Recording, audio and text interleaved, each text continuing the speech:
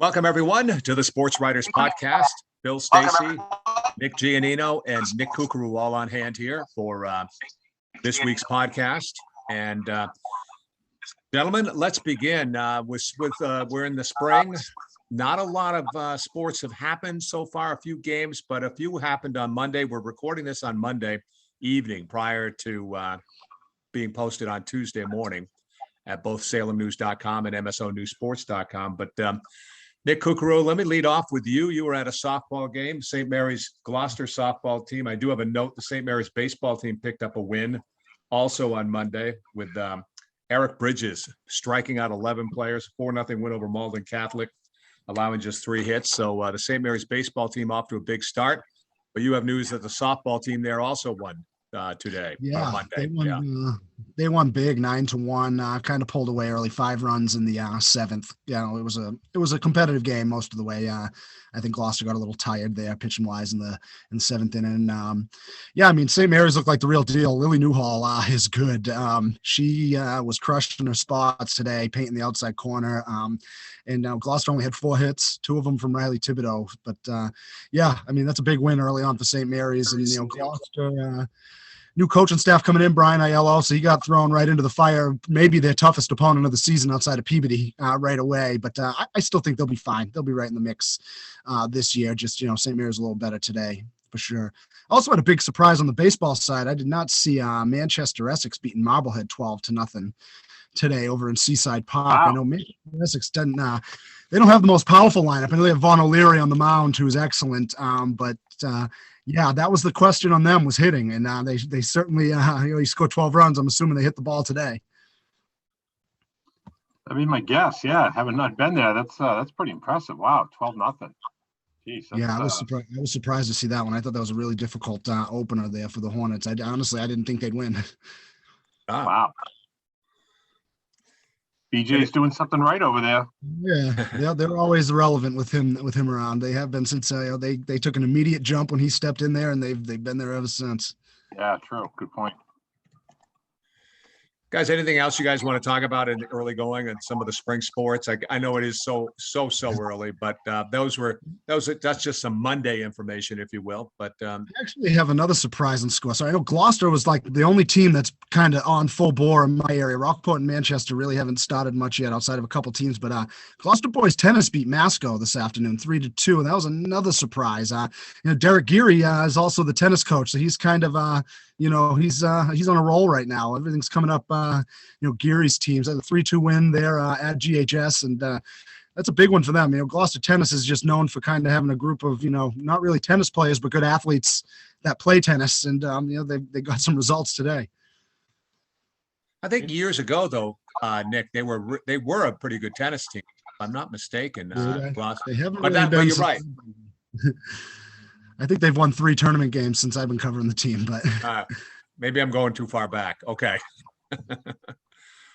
We have had some boys lacrosse that's played a little bit, and one team that maybe we don't talk a lot about, or one school we don't talk a lot about, only because it's not an MIAA school, but we do cover them. The Pengri Highlanders. They've already played 4 games. They're a perennial New England small school champion. They're off to another great start this year under Coach Kevin Tersolo. They're 3-1. They had a nice weekend home sweep where they beat Proctor pretty handily on Friday, 17-5, and then they came back the next afternoon and defeated St. Paul's 17-10. So back-to-back 17-goal games for them. I want to say they already have something like 57 goals in their first 4 games. So Pengri's off to a great start. Jack Feeks, I know, leads the team with 11 goals and 17 points in those 4 games. Mackay Taylor has 9 goals for Pengri and another 5 assists. Charlie Faldy and Riley McClure both have scored 8 goals. Sean Stevens has 6 goals. I want to say 5 assists for 11 points. Jack Savoy, 4 goals, 6 assists, which ties Feeks for the team lead there. So they have 5 guys with double-digit scoring through 4 games.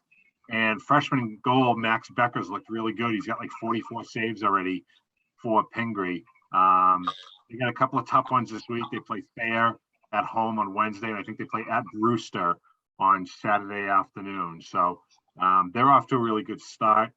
I think we'd be remiss if we didn't mention St. John's Prep, the defending state champions. They opened their season on Saturday afternoon. Unfortunately, I couldn't be there because Nick Giannino and I had some pressing matters to attend to over at, we were first in Topsfield, right? It was Topsfield. Topsfield, yeah. Our Lady of Lima, something or another. That was what the church was called. Yeah. That made it down to Danvers Port for our friend Willie's wedding. Wow. So, Willie got married on Saturday. Congrats to Willie. Obviously not here with us as he's taking some time with the new wife. So congrats again to them. A few days. He didn't want Still to tweeting baseball scores though. Still tweeting, yeah. 4-0 Danvers win over Pentucket from him just now. I would say he's in the 0.5% of 0.5% people who would be doing that on his honeymoon. That's how dedicated he is to the job. Tweeting out those scores. He is a machine. But his wedding was a wonderful time.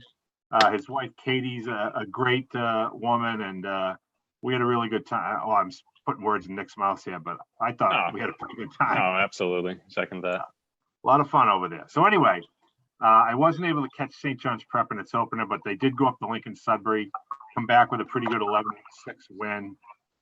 Jimmy Ayers, 2 goals, 3 assists for the winners. Tommy Sani, 4 goals and an assist. Will Sawyer with a couple goals. Jake Vanna with a goal and 2 assists. Teddy Cullinane got the win in net. New goalie for the Prep, 11 saves for him. So St. John's obviously is going to be favored to win the state title again. It won't be handed to them, but they have to be the favorites. They're at St. John's at Shrewsbury Tuesday afternoon, and then the home opener against Xaverian Thursday. And if you look ahead to next week, they're on the road in Dorchester at BC High, who they defeated for the state title last year. And they had their only loss of the season was to BC High last year. So always highly contested when they play their fellow Eagles in a Catholic Conference match. Bill, I see Peabody at Masco also on Tuesday, and boys lacrosse, and Beverly at Salem. Yeah, I'll be over at Beverly Salem. Get a chance to meet the new Salem head coach, Riley Christie. Talked to him this past week. Really good guy.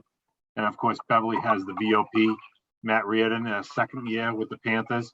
He's looking to get them off to a good start. Consequently, Salem wants to do the same thing in their first game under Coach Christie. And that Masco Peabody game should be pretty good too. Another new head coach over at Masco. Chris Roach has taken over the program for Andrew Boppel. Peabody had a nice surprise win in its opener last Friday night. They hosted Hamilton Wenham, and watching warm-ups, I thought Hamilton Wenham looked a little stronger, looked like they were a little deeper, but Peabody came out, played great, totally shut down defense on their part with Derek Patarelli making 10 saves. They held Hamilton Wenham to just 3 goals. I think they went more than 2 full quarters without scoring. And Peabody got 3 goals and an assist from Nick Salvatelli, 2 goals and 2 assists from Cam Connors, another 2 goals from Tyler Kalu, I want to say it was. And they won 8-3. So can they build on that momentum under Coach Leo Schindler? We shall find out. Also noticed on the schedule for Tuesday in baseball, Salem's at Peabody for a 4:30 first pitch. I guess it's going to be a beautiful day Tuesday. So as again, we record this on Monday evening, but pick of the week weather-wise, right? There you go. Exactly. We're already getting some games. I guess Wednesday looks like it might rain, so we're getting some games moved. Athletic directors are telling me from Wednesday scheduled games into Tuesday. So, okay. Be on the lookout for that. Be on the lookout for some updates to your schedules. We'll try to keep up with those as best we can. They got to follow you guys on Twitter. So this is we should mention this at some point here. But Phil, Nick, maybe you could share your Twitter handle so the folks can follow you for those kinds of things, especially during the day on Tuesday, because like you said, more games will be happening, Tuesday than we might normally have thought because of the rain on Wednesday. Yeah, sure. So it's at Phil Stacy _SN for me. Yeah, mine's the same thing. Nick Giannino _SN. Yeah, mine's a lot more generic. Mine's just at GDT Sports. I'll put my name behind it. Gloucester Daily Times. Yeah, there you go. GDT, so, yeah. GDT Sports. All right. Well, there you go. So that's that. I can touch on a little girls across too. I haven't dove too much into it yet. I was on vacation for a little bit as I missed last week's podcast, I'm sure. And then we had the wedding. So I'm just catching up here. But, in terms of NEC teams for girls across, you tend to think of the Masconomet, who I expect to be very competitive again. Marblehead, who's actually in sort of a rebuilding season this year. They're starting off a little slow, 0-2, I believe. But that's a program that's going to find its way, I'm sure. They just have a lot of young girls this season, graduated a lot of good talent in the past few years. And Peabody, they'll be right back in the mix. Swampskid as well. But I'm looking at Beverly. I think Beverly can make a nice push this season and kind of surprise some people. I was talking to the coach earlier, and they opened up with a big win today over Woburn. Good test for them, out of conference matchup there. Woburn's a team that handled Marblehead pretty handily in the first match of the season there for them. And Beverly came out on top 16-9. They got a couple talented goal scorers, sophomore girls.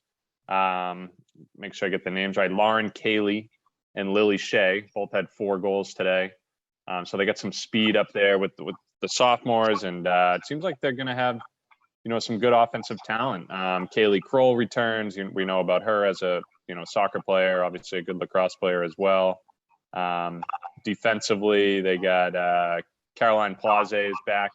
She's a strong player, and Nora Kirsten kind of anchors the defense back there. So I like some of the pieces Beverly has bringing back this year, and I know it's very early on here, just one game in, but could be a team to watch for in the NEC.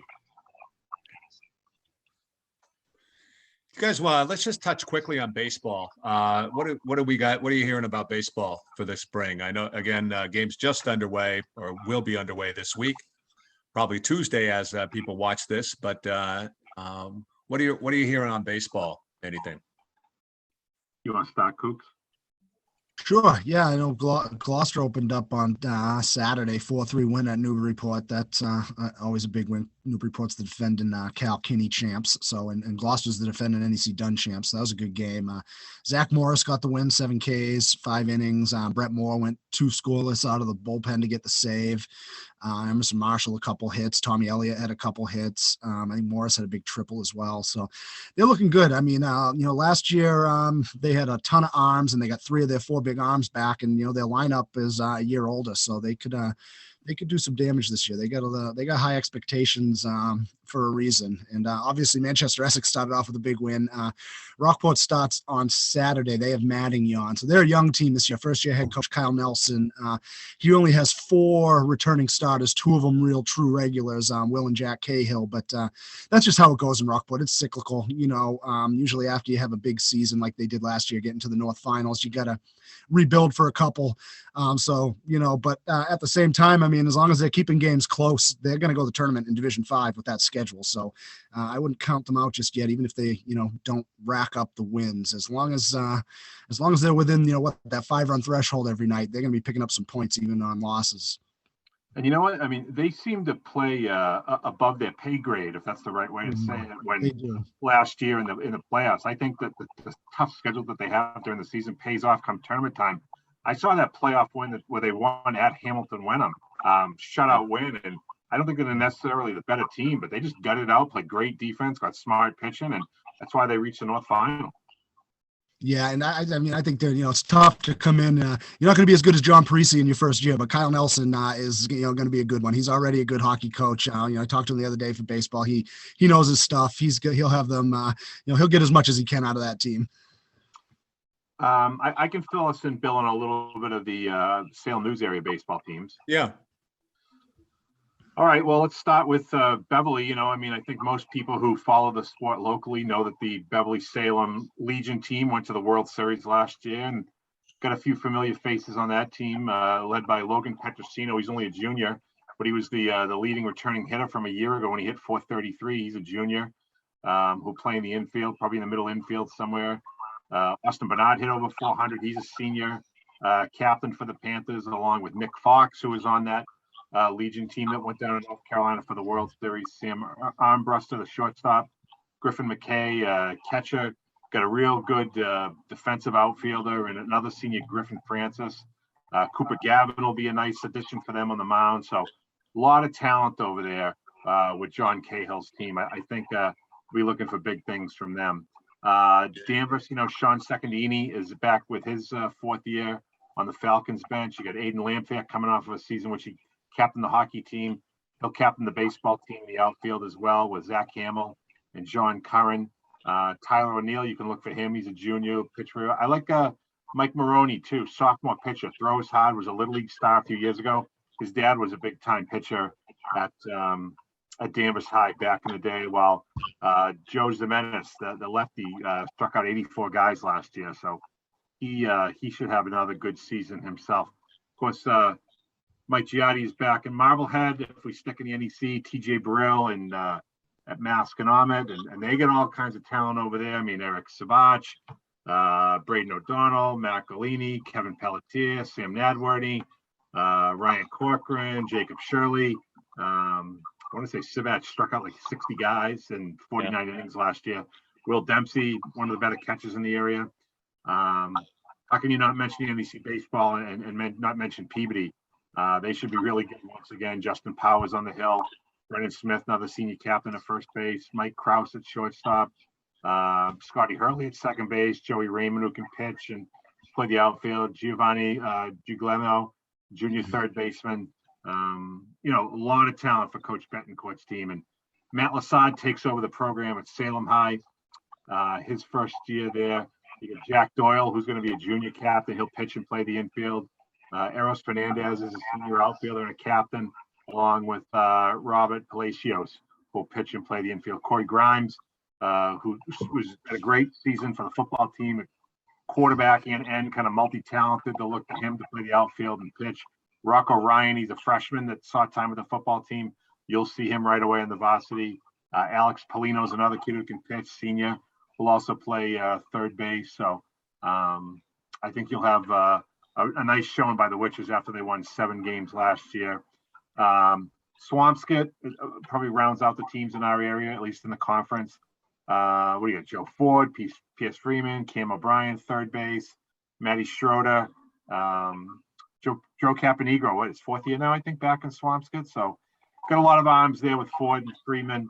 I think they're going to have to try to find a way to control the running game of other teams and get those timely hits. Outside the conference, let's see, St. John's Prep. They went to the state semifinals a year ago. You figure they just reload over there. Peyton Palladino, who just led the Prep to a state championship in hockey as a goaltender. He is now a middle infielder, captain, shortstop, second baseman, going off to play college baseball at Flagler. Shane Williams, another captain, senior outfielder. Connor Remley, he's one of their pitchers. Nick Salatro, senior third baseman. You got Kyle Webster at first base. You got Dylan Wadowski behind the plate. You got Cam Wadowski as a pitcher. You got Cam LaGrasse in the middle of the infield. You got Aiden Driscoll as a possible catcher. So all kinds of depth, talent, really strong defense. They're going to hit. So they'll be a top team in the state, no doubt about that. Who are we forgetting here? Essex Tech. Jed Beauplant, right? Always gets the most out of his teams. They got Jacob Wells as team captain for them. A lot of depth over there. Jaden Dustow, Jeffrey Roach, Harry Lynch, Drew Carney, Sean O'Keefe. A lot of names over there. Guys looking to step up and make their mark. And of course, Bishop Fenwick now has Matt Antonelli as its head coach, the former major leaguer whose first pro hit was off of which Hall of Fame pitcher? As a major league player, who's his first hit against? Anybody know? I don't. Come on. Greg Maddox. Yeah. Greg Maddox. He takes over Willie would have known. Program that Russ Steves has really led to a lot of success over the years. Russ retired, and now subsequently he's helping out over at St. John's Prep. Matt Antonelli, a St. John's Prep guy, takes over the program at Bishop Fenwick. That good days are ahead for Fenwick with Matty A taking over. So that's a pretty comprehensive look at the baseball that we have. What about those Hamilton Wenham Generals, Phil? The Hamilton Wenham Generals, that would be under Mr. Reggie Maidman, who we mentioned last week's podcast. Reggie Oh, He's okay. in his second go round with the team. He's I think this is his 10th year. He's won over 100 games there. Harrison Stein's a captain. Connor McClinton's a captain. He's another junior. Will Cook, Nick Frenny's the senior captain behind the dish. They got Tate Fitzgibbons who can pitch. They got Drew Stewart who can pitch. They got Adam Green who can pitch. So lost a lot of seniors from a year ago. It was more than a dozen. I know that. But a lot of young talent too, as you can see with the 3 senior captains, the 3 senior pitchers, and Green, Stewart, and Fitzgibbons. If they get the pitching, if they get the defense, they're going to hit and they're going to win games in the Cape Ann League. Hey, Phil, just quick an update. I know you've been doing All-Stars in the paper last week or so. Any more coming up this week? Oh, you betcha. Yes. Okay. We got boys track on Wednesday. That's ready to go. We have swimming, Nick, on Thursday. Swimming and diving, yeah. Yeah, we're going to go into the deep end with the swim all-stars on Thursday. Friday, we're going to tumble over to the gymnastics all-stars. And we might even continue it into next week with, we'll grapple with some wrestling all-stars next Monday. Then we'll wrap it up with our winter coaches of the year, a week from this Wednesday. So still a lot of star power coming in the Salem News, in the paper, on the website over the next week or so. Yep. Are there any, I got a quick question to ask you guys, but are there any other local stories you feel that we should touch on here this week that we haven't brought up in the context of, spring so far? You know what we need to do, in all honesty, is we got to invite Jean DePlacido on with us so she can really delve into the softball. Sure. I would be remiss if I tried to talk about Jean's sport, which she covers like a blanket over a cold dog. So we need to get Jean on here to talk about all things North Shore softball. I will say that Peabody is going to be a powerhouse once again.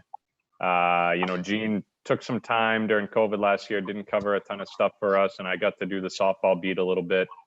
From what I remember, Peabody was very dominant last year, and they got pretty much everyone coming back. The 2 Betancourt sisters, Avery Greco, I think, was a freshman last year. She'll be back. Emma Bloom, another underclassman. They're stacked. I mean, they can all hit the ball. They got good pitching. So Peabody, I mean, Gene can probably tell you a lot more, but I think they're going to be, a favorite to win the NEC again and make a deep tournament run. There's some serious pitching in the NEC this year. I know Betancourt and Greco are probably the top 2, but what's her name from Marblehead? Donovan, I believe her name is. Lauren Donovan's back from Yep. Jenna Hoofnagel and Cam Carroll been splitting a bit in Gloucester. I'm sure Danvers has someone waiting in the wings. They're always reloading. I know Lily Eldridge graduated after kind of dominating the tournament last year, but I'm sure they have someone waiting in the wings and they'll be good again too.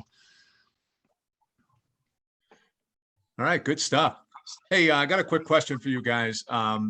If you guys cover teams, and sometimes you cover one team quite a bit, you know what I'm saying? You've seen case in point, Nick Kukuru, a lot of Gloucester hockey this year. And I was wondering, when I've covered teams, I always appreciate those unsung players, somebody that, may not get in the headlines night after night with the top 3 scorers, top 2 scorers, whatever, but plays critical roles for a team and very important in getting the wins.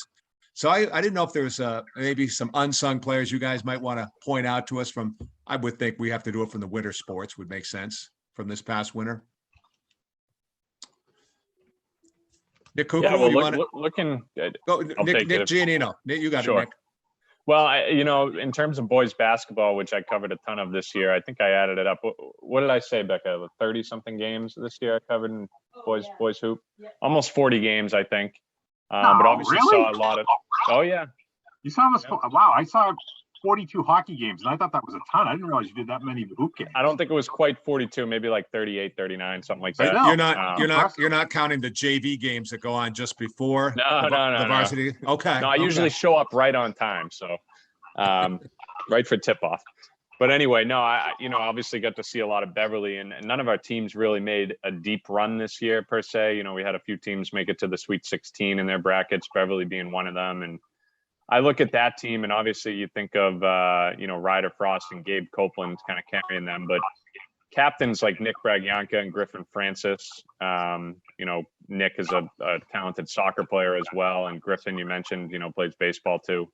But those two serving as captains and key role players for them. It was truly a team effort watching those guys win, 20 plus games.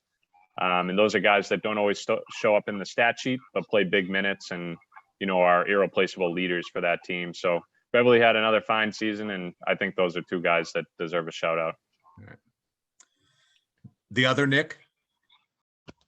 Yeah, I mean, my two top winter teams, Gloucester hockey, Manchester Essex boys basketball. I guess we'll start with, Emmy Hoop. AJ Palazzolo and Cade First kind of, stole a lot of the headlines. But Brennan Twombly, who's their starting power forward junior, was right there. Just a great athlete, aggressive, tough kid that, he could go off and score a lot of points in the post on any given day, just on his athleticism alone. He's also the starting quarterback on the football team.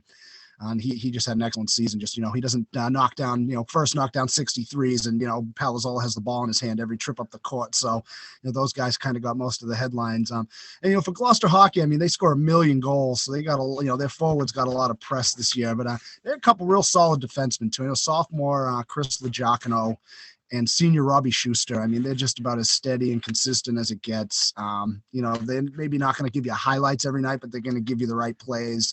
You might want to see them, rip a shot on the point on goal, but they're going to kind of dump it in the corner and let their team cycle it around a little bit more. And, that leads to goals. So, they're just, they don't play the most prominent games, but they're both very good players. I think a good place to highlight some of these players, Bill, is in our honorable mentions for the All-Star teams. Those are some guys that might not have the stats to be quite good enough to earn all-star status, but definitely deserve recognition. Some of those role players, and they'll make it onto our honorable mention list. So take a look at those when you guys are reading through our all-star teams. Yeah. I'll mention a few boys hockey guys from some of the teams that had some nice postseason success for us this year. I thought Jake Ryan had a really good season for Danvers. He's a senior center on the first line. You say, how is he underrated? Well, he wasn't like the highest scorer. He's not this big physical kid who's going to knock bodies all over the place. He's not a blazing fast skater. He's not a tape to tape passer every time, but he's a smart player. He finished 17 points. He had a couple goals in the playoffs. He was just a solid contributor for Danvers every time out there, and made that all senior first line really go with Aiden Landfair and Jimmy Thibodeau. So I really like the way Jake played his game this year. Essex Tech had a good season, and I thought that defensively Luke Thibodeau had a really good year for them. He missed part of the season. He was sick early on. When he came back, it looked like that defense really tightened up. It's a big reason why Kyle Mahan had 8 shutouts, 1.56 goals against average. Luke was steady. He was strong. He was smart. He knew how to move the puck. He knew how to join the rush. He wasn't flashy, but he did what he had to do. I think he had a goal and 10 assists. A real nice season for Luke there. Marblehead, I always liked the way Aiden Ryan played. Aiden's another center, and a lot of high-scoring kids on that team. He had a pretty nice season himself with 23 points. Really, as a facilitator, most of those assists, 16 assists to go with 7 goals, but Aiden, I thought, was a really solid player who never was out of place, always gave an honest effort, drove the net hard, responsible in his own end, first one to back check. 2 more guys I would mention, Masconomet had a great season. Lot of guys who could be an unsung hero there. I'm going to say, honestly, Captain Richie Garino. He really was not flashy, but he scored some big goals for them. I think he finished with 11 on the season, and one of the biggest he had, in fact, one of the biggest games he had was against Gloucester when they won that game at Essex Tech. He really played one of his better games that day, and I thought was a difference maker for them. And St. John's Prep, there's a lot of different guys you could name there. They have so many talented players. Anyone on their top 3 lines would virtually play on any team in our area. So I'm going to give it to one of the defensemen. I thought that Mike Sheehan, virtually no fanfare for the senior. 3 assists, not fancy at all, but really steady, defensive minded, went out, did his job. And that's what the coaches stressed all year. Just go out and know your role, do your job. That's what he did. He left the scoring to other guys. He left the defensive scoring to other people. Mike just was a critical part of that state championship team that every team needs. It's kind of under the radar, but he did his job very, very, very well. And he skates away with a state championship for his troubles. Great stuff. All right. Well, gentlemen, I think we might as well just stop there. And on that note, and we had a lot of names today. A lot of names. A lot of fresh new names. Look, good stuff. And fresh. I like it. Good for you guys. Go Grateful Dead. Yeah. Yeah. So, all right, gentlemen, we'll talk again soon. Thanks, Bill.